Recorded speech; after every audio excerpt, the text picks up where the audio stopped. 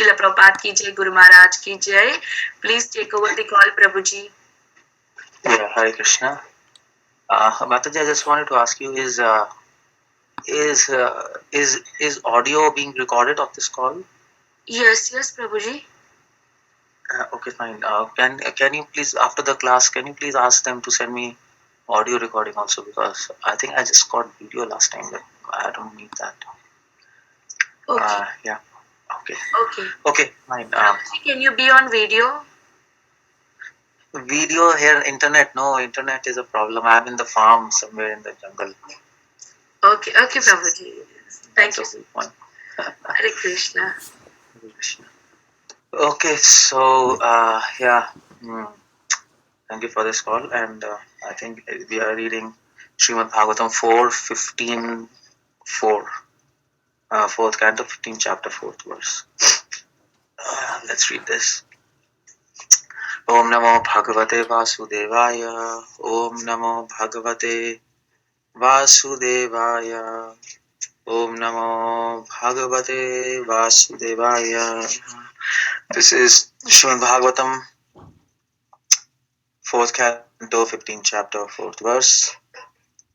And the verse reads like that: Ayam tu prathmo ragyam puman prathayita yashaha prithurnama maharajo bhavishyati prithushravah. Translation for Prabhupada. Of the two, the male will be able to expand his reputation throughout the world. His name will be Prithu. Indeed, he will be the first among kings. Prabhupada. The different types of incarnation of Supreme Personality of Godhead. In the Shastra, it is said that Garud, the carrier of Lord Vishnu, Lord Shiva, and Ananta are very powerful incarnations of the Brahman feature of the Lord. Similarly, Sachipati or Indra, king of heaven, is incarnation of the lusty feature of the Lord. What's this? Anirudh is an incarnation of Lord's mind. Similarly, King Prithu is an incarnation of ruling force of the Lord. The saintly person, great sages predict the future activities of the King Prithu was already explained as partial incarnation or the plenary expansion of the Lord. Okay, so that's it.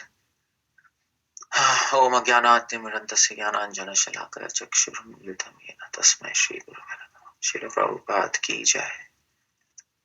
Namo Vishnu Padaya Krishna Prishthaya Bhutale Srimate Bhakti Vedanta Swaminiti Namine Namaste Saraswati Deve Gaurvari Pracharine Nirvisheshyamnevadi Paschadeshta.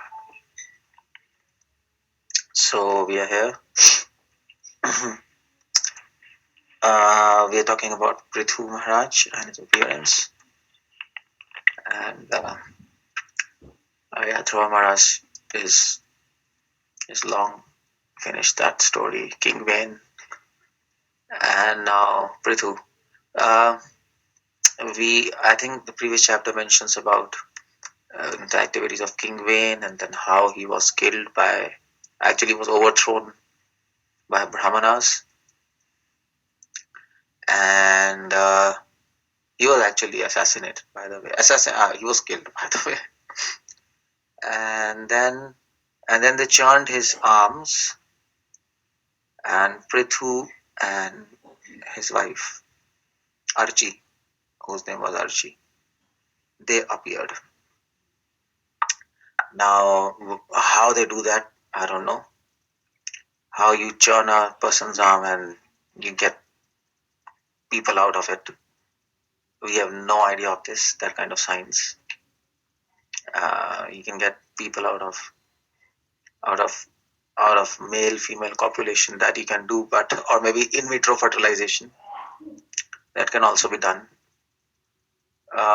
Test tube babies, yeah, that can also be done. Dronacharya and Duryodhana, all these, almost like test tube babies. Duryodhana and all his brothers and Dronacharya himself were born as test tube babies. If you want to put it like that. But this kind of birth, I don't know what's happening. They're born of churning the hands. There might be some science behind it, but we have no idea how that's do. But it happened, and Srila Prabhupada says Nothing is surprising in Srimad Bhagavatam. Everything is possible because these pastimes are happening. Many of the pastimes of Srimad Bhagavatam are happening on our planet or on other planetary systems, and it is said nothing is impossible in Lord's creation.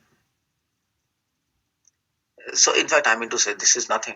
Brahmaji produces his sons from his mind. They are called Manasputras.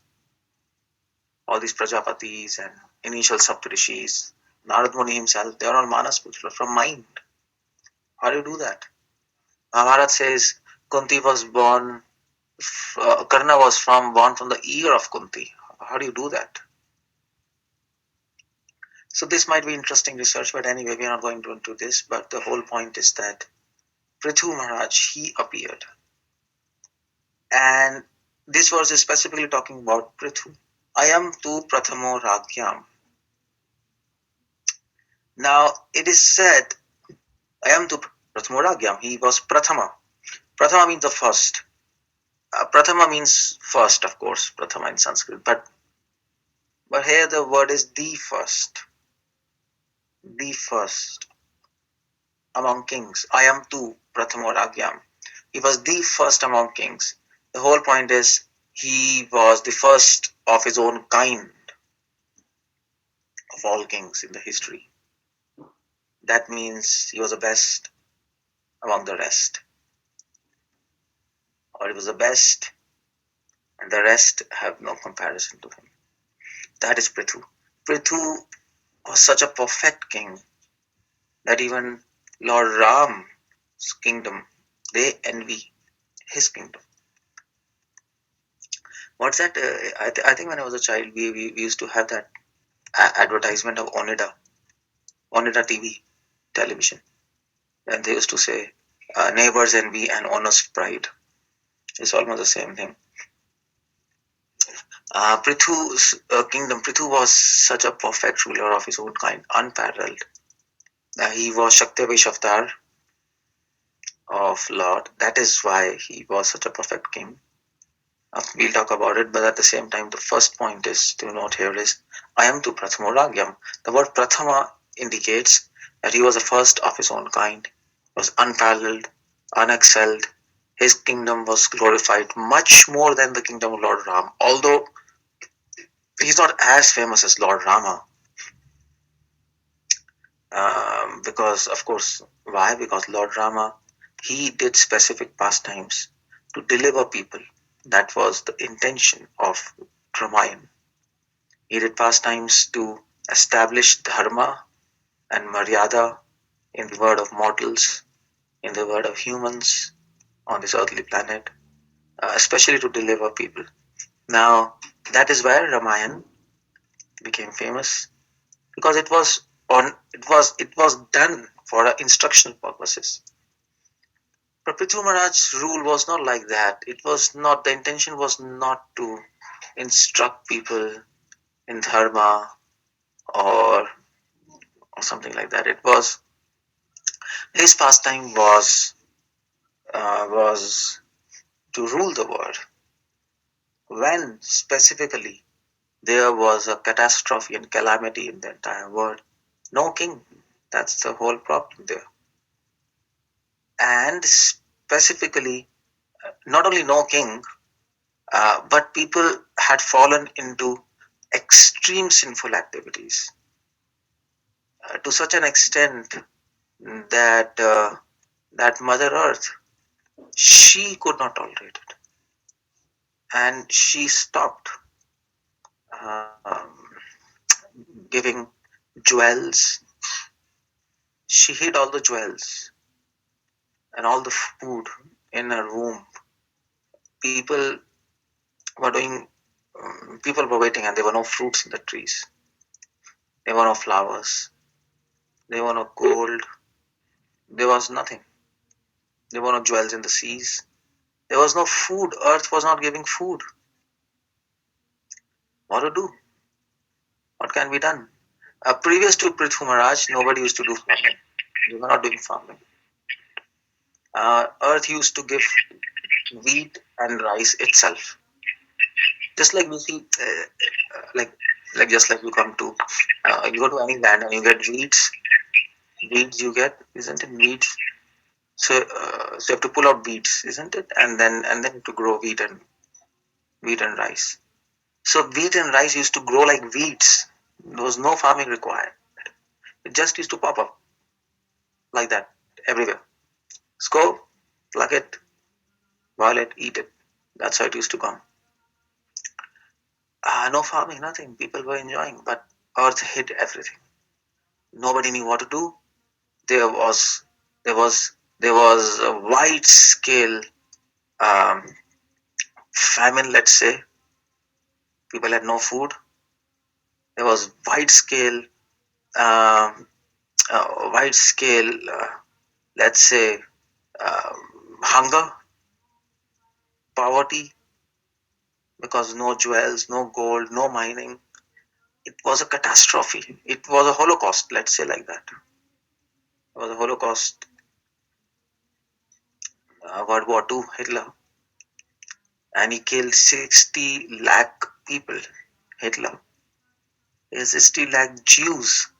He burned them in an oven.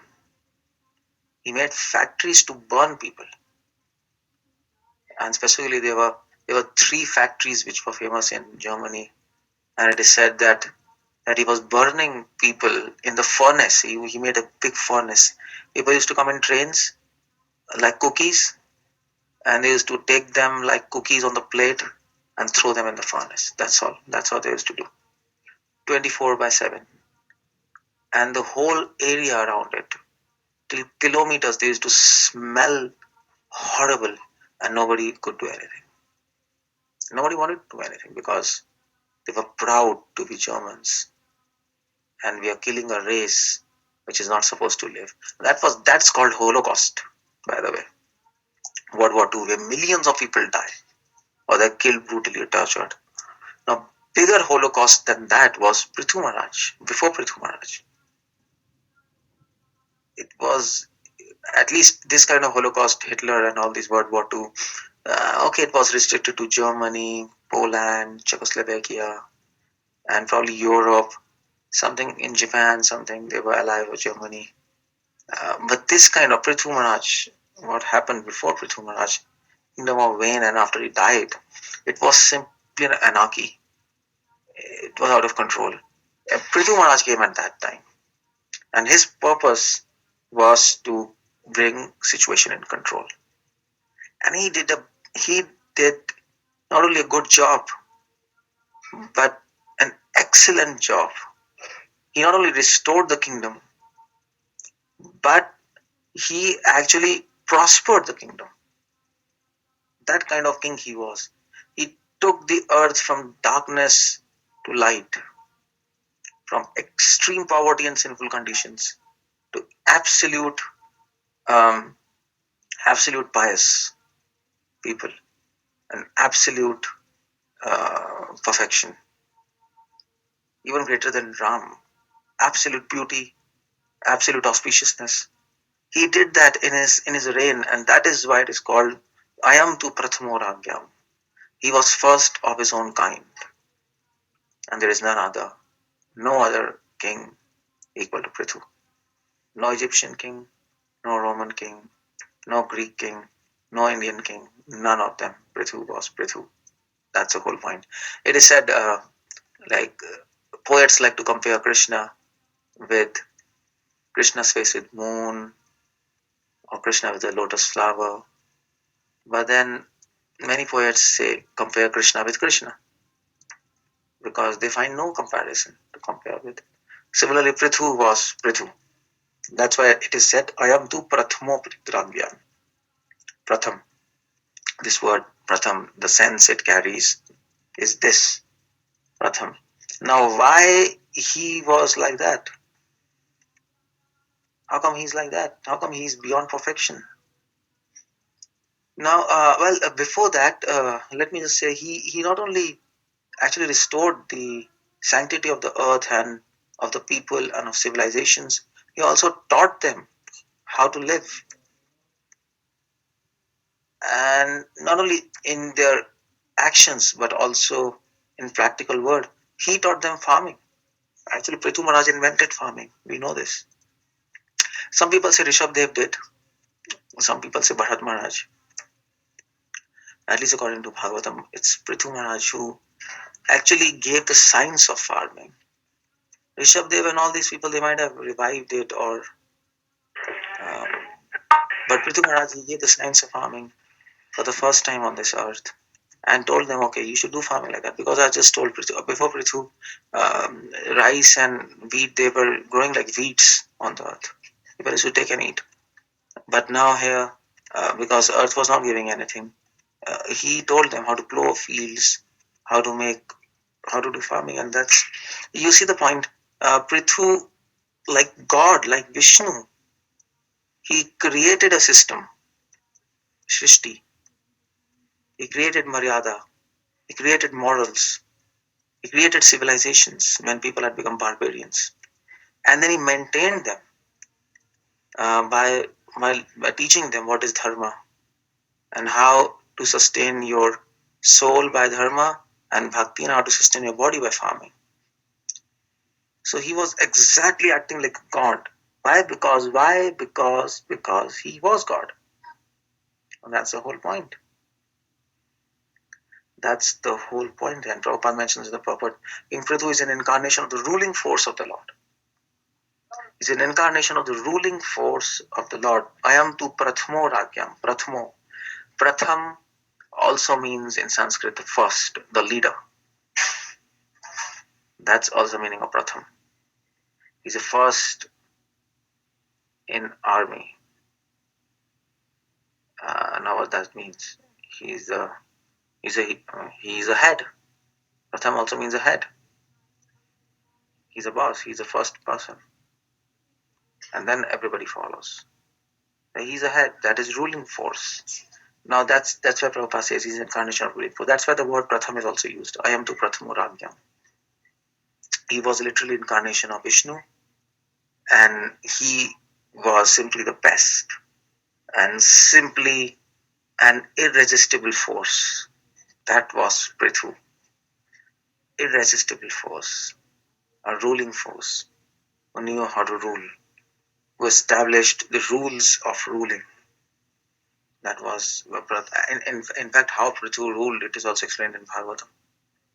So I am to Prathamo Ragyam. Now, why he's like that? Because we know from the word Pratham that he is having he's the incarnation of ruling force of Lord. He's a Shakti Vesh avatar. Let's put it like that.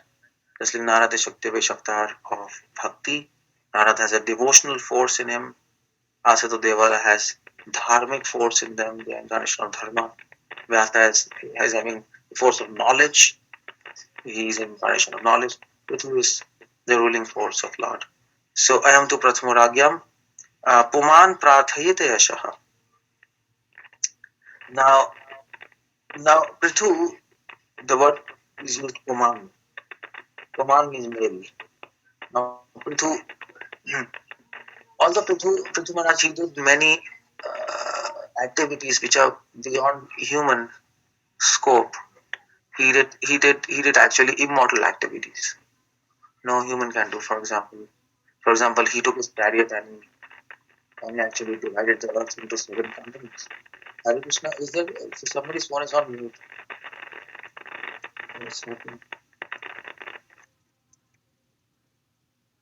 Okay, yeah.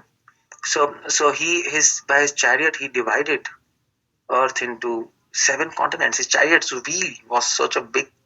It was such big. His chariot became big like sun, and he actually circumambulated sun many times. Now, this is something gods do. This is not humans do, and he did. But then it is said Puman. But he acted in spite of all these majestical activities or mystical activities. He acted like a human, and he ruled like a human. Not by his power, by the way, but by his ruling force. Ruling force means by his capacity to rule, not by his mystical power, and not by his godly power. But he ruled them with the rules of ruling. That's what he did.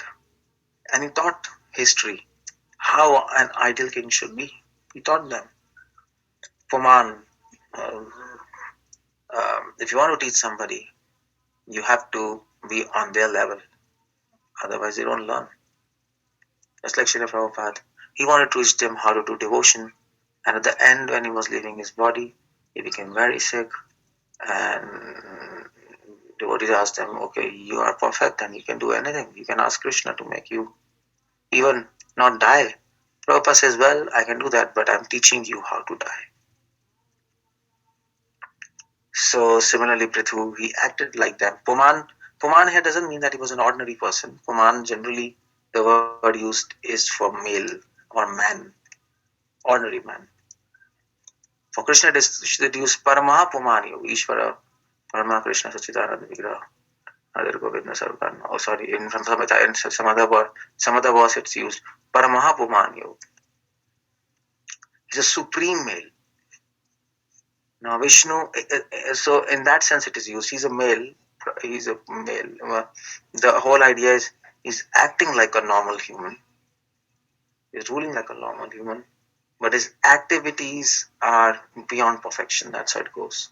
So Prathama also means perfection, by the way. So Prathama and Puman, when you join these words, then it shows that he was a perfect man. A perfect man. In his dealings, in his actions, in his ruling and everything. And Prathayatesha, and he was being prayed for. Prathayata. It's not. So it's not Prathayata. It is Prathayata. So Prathayata means to expand. He will expand. What he'll do, he'll expand Yashaha. He'll expand his reputation all around the world. That's his name. And his name was Prithu Nam Maharaj. Now,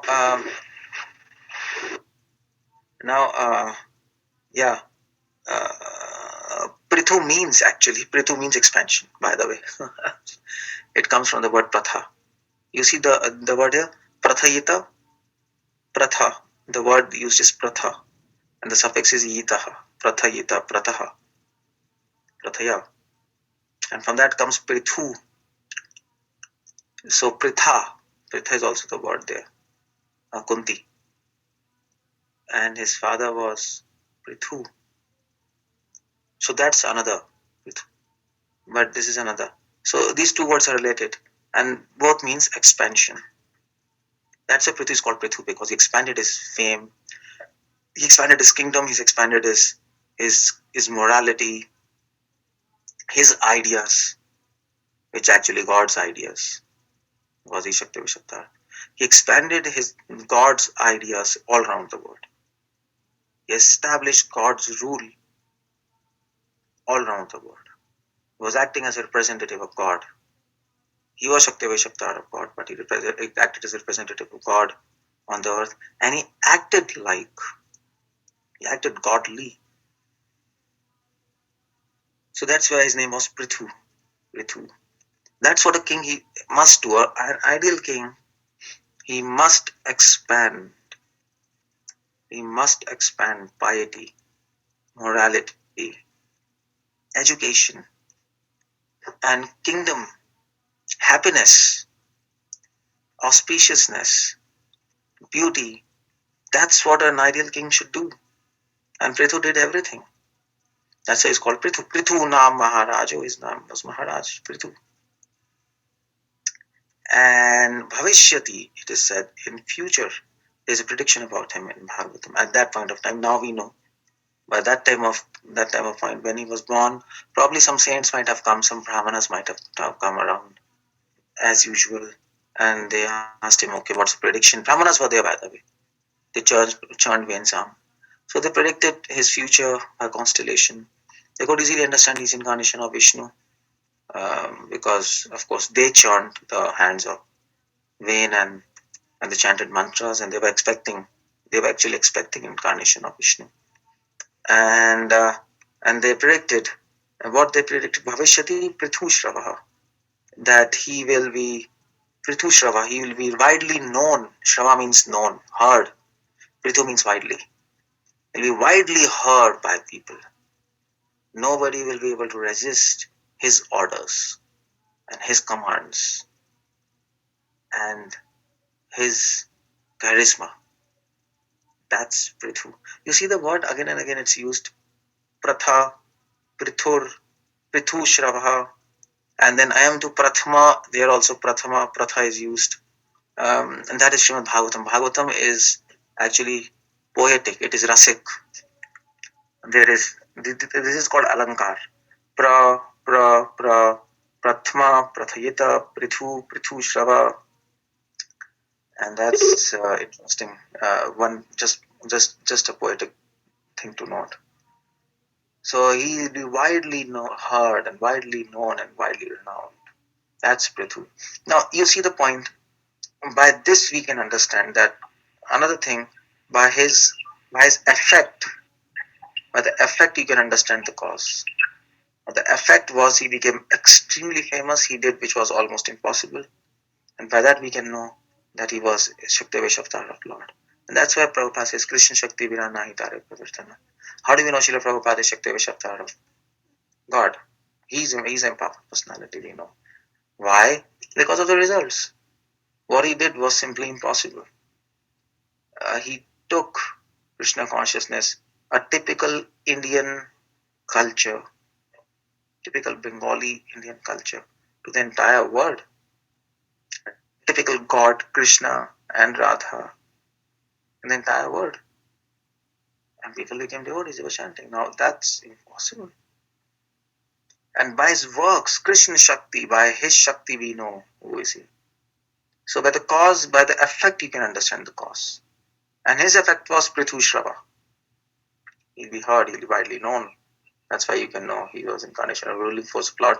And Prabhupada gives many other examples. Prabhupada says, well, there are many powerful incarnations of the Lord. Garud, he is a carrier. Lord Shiva and Ananta, very powerful incarnations of Brahman feature of the Lord. And then Indra is incarnation of lusty feature of Lord. This is interesting.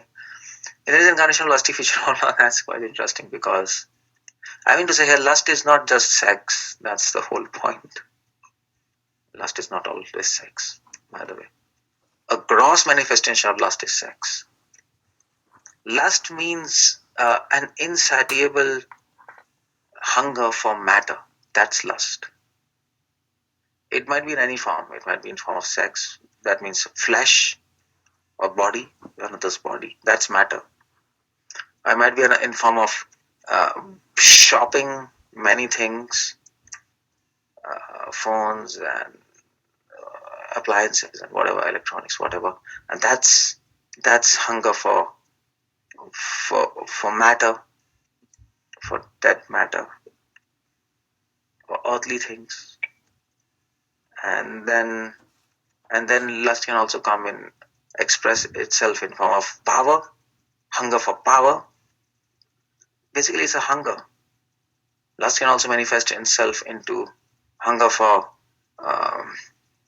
name and fame. That's also lust. The gross manifestation of lust is sex. It's very gross. It's like animalistic. You have hunger for somebody else's body and their flesh. You're attracted to that. Of course, that's a big power. It's impossible to control. So mostly lust is actually compared to sex, but because that's the main problem in the world, because that's where most of us are now at the present stage. That's where most of the world is now in the present stage in the conditioned life. That is what is equated to just sex, but at the same time there's a whole paradigm of lust. It goes from gross to subtle to subtlest. Gross is sex, the subtle is hunger for power, and the subtlest is hunger for name and fame. That's how it goes. Now, yes, the subtle is the hunger for power and knowledge, and the subtlest is hunger for name and fame. So that's Indra all about. Indra is incarnation of lusty feature of Lord. Indra is hunger. He has hunger for power of the entire universe. Now you might say, is he a bad guy or a good guy? That's the whole question now. Because by this statement, it doesn't seem that he's a good guy. He's incarnation of lusty feature of Lord. Okay, fine. But the whole point is, he's incarnation of Lord. So he must be good. That's one thing. But then it's a lusty feature of God. Well, you know what that means? That means when you talk of lust in God, now let's talk about that. Lust in God. God also has lust. That is why he will infuse the power of lust in somebody like Indra. If he doesn't have how, he will infuse. But the whole point is, when we talk of lust in context of God, it's very different from when we talk of lust in context of man. Lust in context of God is not exactly what, like us. God also have hunger for power, for name and fame, for things. But his hunger benefits everybody. It's not exactly selfish. It is for the benefit of mankind. But it looks selfish to an eye which is devoid of knowledge, to an eye which is ignorant. Just like Ram. Sukhdeva Goswami says Ram acted in a way uh, in an ordinary human. Uh, I mean to say, an ordinary human will not also act like him. Ravan kidnapped his wife and he was weeping like mad in the forest. He became mad. This is an ordinary person. What's happening? Is he God? Is he a king? He's an ordinary man. He's weeping for a female. Come on, he can just throw away Sita and then he can marry so many females. Or anyway, yeah, okay, fine, it's his wife and he's supposed to be unhappy and sorrowful, but it's not like he's weeping day and night in the forest, asking trees. He became insane actually. Uh, I mean to say, up to a point that even Parvati got confused. Is he God or is he human? What's happening with him? He's a henpecked husband. I mean, Sita said, "You bring deer," and he just went. Now that's a whole point there. The whole point is, so it might seem he's lusty, but his lust is different because Ram's lust benefited the entire world. Why? Because Raman kidnapped Sita. He actually rescued Sita, and then he killed the most powerful demon who actually was disturbing entire the 14 planetary systems, including demigods. He actually created a mess. Nobody could control him. He just killed him. And then, of course, to show that he was not lusty for Sita, to prove to people, to ignorant people who thought that his actions were lusty, he abandoned Sita. Just to prove to them, I didn't do this action because of lust. It was only and only inspired by religious principles and dharma to protect this world and protect simply people. He abandoned Sita. Now, as you see the point there, he gave us evidence. People, of course, evidence was not required. Everybody understood what Ram was doing. His devotees at least understood. Hanuman, Jamban, everybody understood. Everybody means his devotees. But who were not devotees, they couldn't understand any damn thing what's happening. And that's why he had to give evidence. So when you talk about lust of God, it appears as lust, but it is not lust because, in a sense, because it benefits everyone. That's how it goes.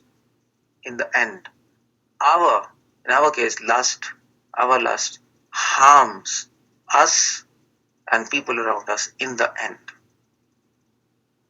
In the end. So that's the whole point. So Indra is lusty incarnation of Lord. Now you can understand.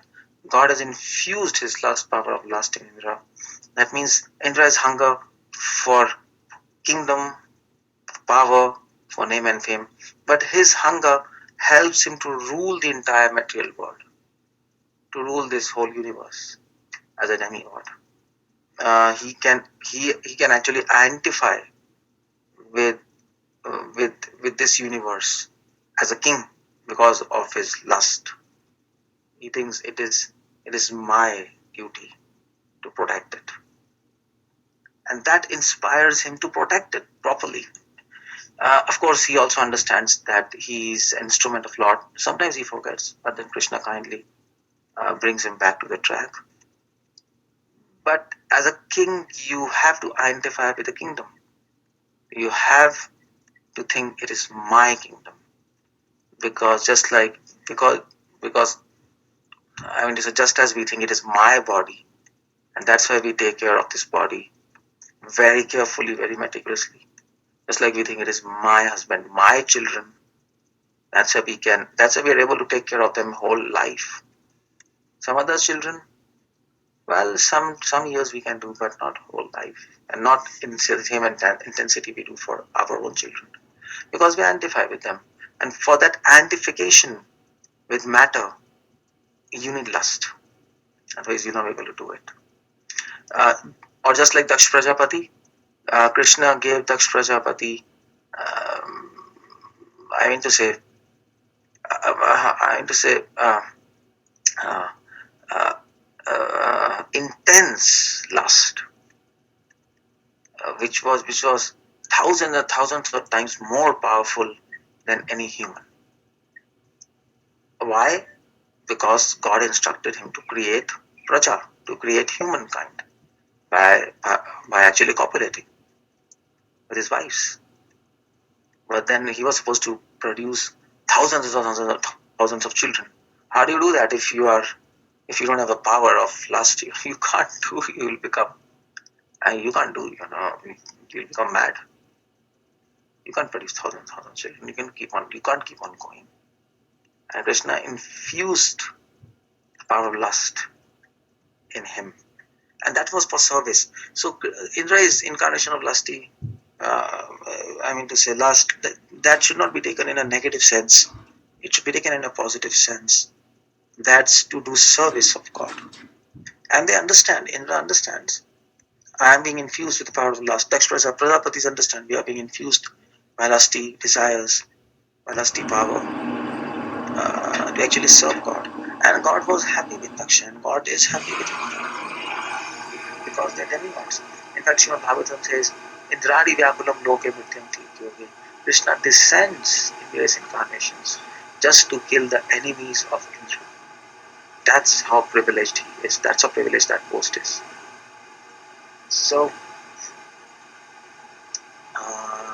next it goes. Indra is incarnation of the nature of Lord. Anirudh is incarnation of Lord's mind. We know from 11th canto that Narayan expands into four forms: Sangarshan, Vasudev, Pradyumna, Anirudh is incarnation of Lord's mind, uh, and he was also born in Dwarka, and he controls the mind of human beings, just like the department of Indra is rain, department of Agni is fire, department of Anirudh is mind. So if you want to control your mind, Sri Vaishnavas, they recommend worshipping Anirudh. They have mantras for Anirudh and they worship him. For us, no problem, because we are having Krishna with us, who has all incarnations within himself. Not just Anirudh, Pradyumna, Vasudev, Narayan, everyone. So for us, it's a little easy. For Sri Vaishnava, it's a little difficult, because they have to worship Anirudh for controlling mind, they have to worship Vasudev for actually advancing in devotion, they have to worship Sankarshan for something, Pradyumna for something, Narayan. It's pretty complex for them, pretty tiring for us. It's easy. Krishna has some village. It's little easy and little tasty for us, because for them it becomes complicated. So rasa goes. And King Prithu is incarnation of ruling force of Lord. This other saintly persons and great sages predict the future activities of Prithu was already explained as partial incarnation or the plenary expansion of the Lord. That's Prithu. So yeah, I think I'll end here, because I've ended here. I don't want to just keep on pulling and pushing the lecture. And I think I've put the point across. Any questions, by the way? We have a little time, so any questions anybody want to ask? I just want to end there. Srila Prabhupada ki jai. Prithu Maharaj ki jai. Yeah. Right, Prabhuji, thank you so much. Prabhu, I have a question, and this is about why specifically is Prithu Maharaj so much glorified for Archana? I mean, like, we don't see any deity worship style Archanam, so was it sacrifices, or how do we understand his? Deity worship, Archana, what I think Ambarish is glorified. No, he's giving the examples for that. Archana. Yeah, but in our the standard examples that we get Prithu for Archanam, right? Right. And his wife is also called Archie. Yeah. So I mean, like when he did something like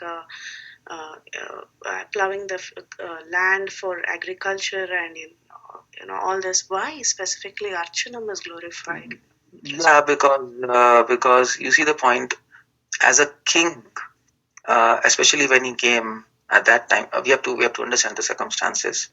Just like Buddha is glorified for actually stopping sacrifices, isn't it? For ahimsa. Now, now we have to understand the context or the situation in which Buddha appeared, and then we can understand why he's being glorified to stop yagyas. And we know the whole thing, the Brahmanas were using yagyas for killing, sacrificing people, and blah blah blah, and all these things. So now we discussed Prithu came in a time where it was anarchy, it was chaos, it was darkness. There was nothing. People were reduced even to lower than animals. They were barbarians.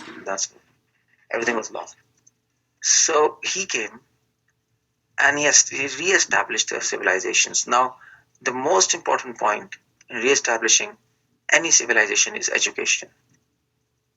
And definitely he would have given education besides farming and whatever he did. But he would have given education. He would have actually raised the character of people. And that's how you rule people. The best king, he's called Ayam tu Prathamo Ragya. He's the best, he's the first of his own kind. He's the best king. And any best ruler, if you read any Niti Shastra, it is said there are various levels of ruler: third grade ruler, second level ruler, second grade ruler, first grade ruler, and the first level of ruler, not the third level, second level. He rules people not by force and not by laws. Third class ruler rules people by punishments and taxation. Second class ruler will rule people by enforcing laws. And first class ruler will rule people by education, by educating them. That's all over, all Niti Shastras. So he was Ayamtu Prathama, he was a first class ruler. And definitely he would have gone for education. And for education, you need institutes. And educational institutes at that time meant temples. At that time, temples were supposed to give education. Temples were vidyalayas. People were used to go to saints in gurukulas to read Vedas and whatever this and that. So basically, there was no separate educational institute and a separate temple previously. In Vedic times, there was just temple. And the monks and saints used to give them education because it was their prerogative. They were not just in puja, these saints. They were teachers as well. Who were teaching them philosophy, dharma, niti, nyay, shiksha, kalpa, vyakaran, nirukta, chand, jyotish, and all these kind of things. Puranas, upapuranas, then Vedas, Upavedas, all these branches these people were teaching. So temples were vidyalayas. And in fact, Srila Prabhupada says we want to make our temples as educational institute. Prabhupada says the first manifesto of ISKCON is to impart spiritual education at large, isn't it? So he definitely might have made churches, temples all around the world. Definitely would have done temples. After every 2 kilometers, you would have found a temple in his kingdom. Temple means college, and every child was educated to actually bring the system back to its normal condition. so that people understand what to do and what not to do, their duties. They have to understand their duties, isn't it? As a king has to say everybody's following the duties, but then people will follow the duty when they understand what they have to do. So they were educated. So this means the earth was actually full of temples, and temples means archana, by the way. Temple means deity worship. Temple means deity worship. That's the central principle of any temple, and everything revolves around that deity worship. So because of that, Prithu is glorified in Archana Vidhi. One of the typical example is given. Now here by Archana, we don't really understand. Now I mean to say we should not confuse Archana as that he taught everybody how to do deity worship. Now that's not the whole point there. You see the point? Here Archana is linked to education. In fact, if you read Nectar of Devotion, there are 64 principles of Archana, isn't it? There are 64 limbs of Archana, and one of the limb is which is connected to actually deity worship is okay. Deity worship, how do you do? There are many limbs. You offer lamp, you offer incense, you offer charmer, you offer this.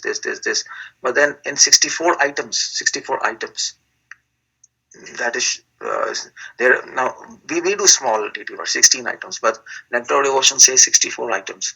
One of the item is Srimad Bhagavatam class. That comes in Archana Vidhi. Giving education. They are giving a class in the temple hall. That is a limb of Archana Vidhi. So Srimad Bhagavatam class. And that's one of the most important limb of Archana Vidhi, by the way. It's not lamp, it's not incense, it's not charmer, what we think. It is Srimad Bhagavatam class. And for that, the whole process is there. Of course, along with other limbs, they're also there, but this is a central thing.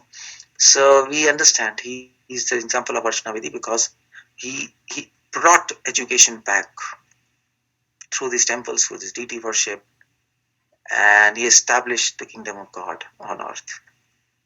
And that's why it is called also his incarnation of Archana Puja, because he established the kingdom of God. He brought God back right in the lives of people. In the center of their lives, he brought God back. And that is why he's given classical example of Archana Vidhi. So you see, it's a very different understanding of wise example of Archana Vidhi. This is how we understand Prithu Maharaj's incarnation. Thank you so much, Prabhuji.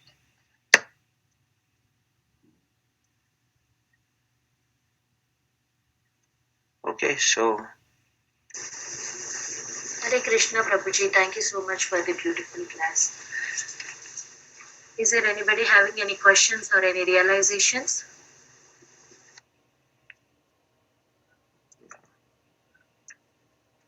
Okay, if there are no more questions and realizations, let us all offer obeisances to Prabhuji and all the Vaishnavas. Once again, thank you so much, Prabhuji, for the beautiful class.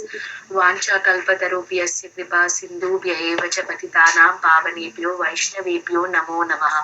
Anatta koti Vaishnav Vrind ki jai. Namacharya Srila Haridas Thakur ki jai. Srila Prabhupada ki jai. His Grace Keshavanand Prabhuji ki jai. Thank you so much, Prabhuji. Hare Krishna. Thank you, Prabhuji.